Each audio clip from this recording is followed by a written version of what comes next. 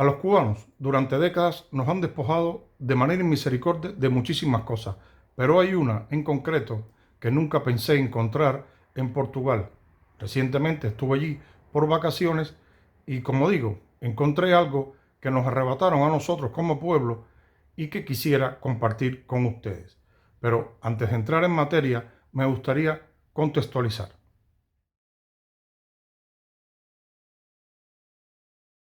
Portugal no es una de las primeras naciones del mundo, no es una de las naciones de los países más punteros del mundo. Sin embargo, cuando usted oiga la palabra decadencia en la misma oración que Portugal, no comete el error de pensar que es una nación a la altura de Cuba, a la altura de Haití, porque no lo es en lo absoluto.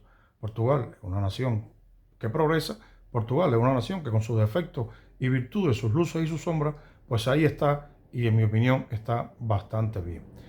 A lo que se refiere la palabra decadencia cuando se asocia a Portugal es un contraste que se establece, a la vista está, entre construcciones del siglo pasado de diferentes estilos en contraste con construcciones de la pujante arquitectura moderna en las diferentes ciudades o a lo largo de todo el país. De ahí que, bueno, que se suele hablar de una cierta decadencia arquitectónica y tal, pero fue precisamente esa decadencia, que yo diría que no es tal, la que me hizo descubrir en Portugal, concretamente en Oporto, lo que a nosotros los cubanos nos han arrebatado y que es ni más ni menos que nuestro pasado.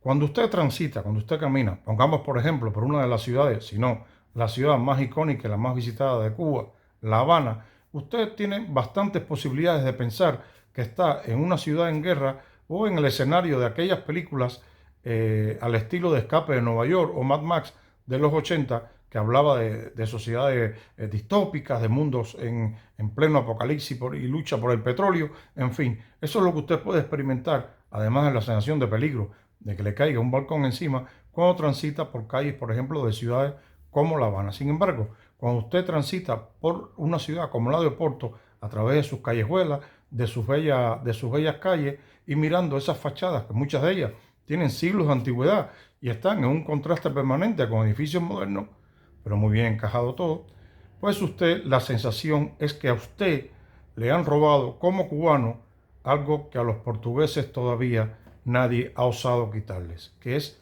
su legado arquitectónico. El legado arquitectónico de La Habana, digamos que un porcentaje bastante alto, sin yo ser un experto, se ha perdido para siempre.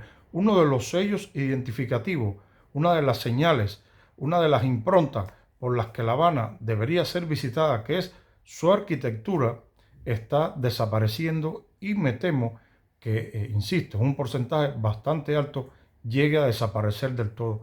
Porque una cosa es que usted pueda reconstruir un edificio tirando de planos, pero nunca será el edificio original al que usted le puede hacer a lo largo de los años alguna que otra restauración, algún que otro arreglo, alguna que otra rehabilitación. Y bueno, ese edificio estará ahí, pero usted podrá decir con todo conocimiento de causa y con todas las de la ley, este edificio, por ejemplo, es del 1700 y tanto, este edificio se le han hecho, se le han practicado diferentes rehabilitaciones, pero este es el edificio original.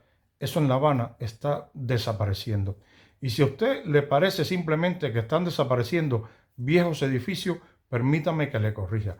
A usted lo que le están quitando, a usted lo que le están arrebatando, a usted lo que le han prohibido mantener es su historia, su legado, su pasado. Porque usted evidentemente esa ciudad en la que usted creció, en la que crecieron sus abuelos, en la que crecieron sus padres, era una ciudad con señas distintivas que le hacían sentirse, si bien no orgulloso, al menos disfrutaba bastante de ciertos puntos de la ciudad. Hombre, hay cosas emblemáticas como el Capitolio que dudo mucho que desaparezcan de un día para otro, pero hay teatros, hay edificios que son icónicos que ya no volverán.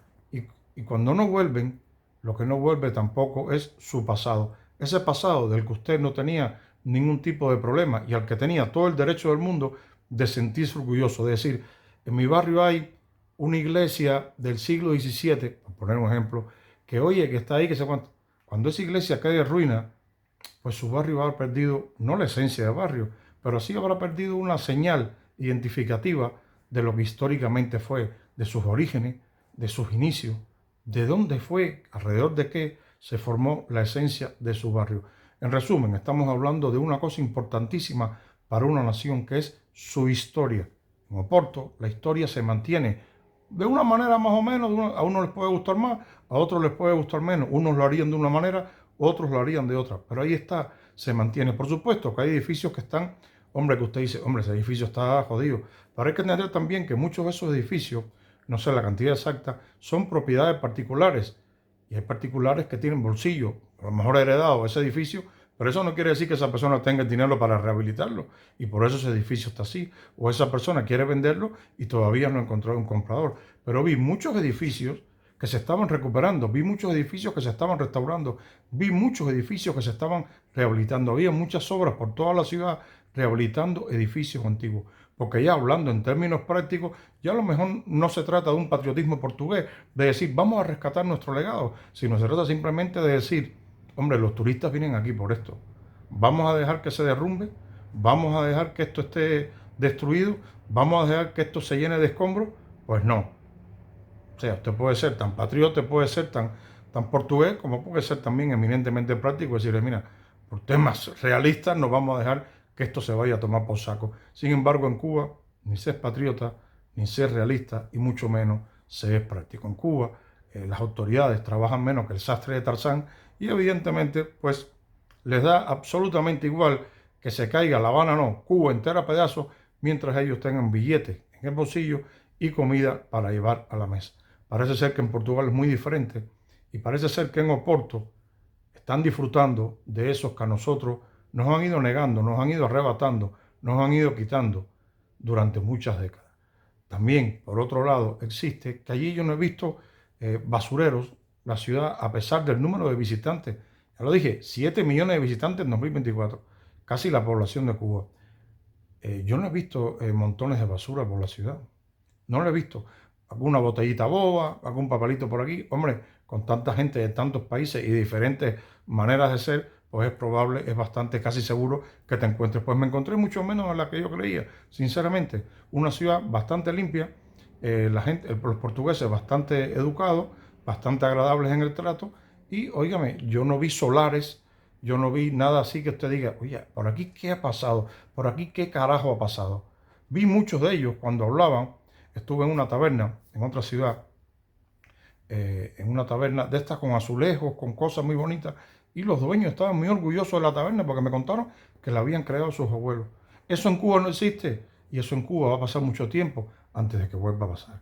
En Cuba no solamente te han quitado los edificios, en Cuba no solamente han llenado de escombros y basura las calles, en Cuba te han arrebatado tu historia, esa historia de la que tú deberías haberte sentido y sentirte orgulloso. Pero bueno, eso parece ser que es algo que solo le está concedido a otras naciones, porque la nuestra va a tardar un poquito, si no bastante, en volver a sentir orgullo por algo que no sea llevar una tralla de oro, decir que fuiste al concierto bebecito o que tienes el pasaporte Yuma en el bolsillo.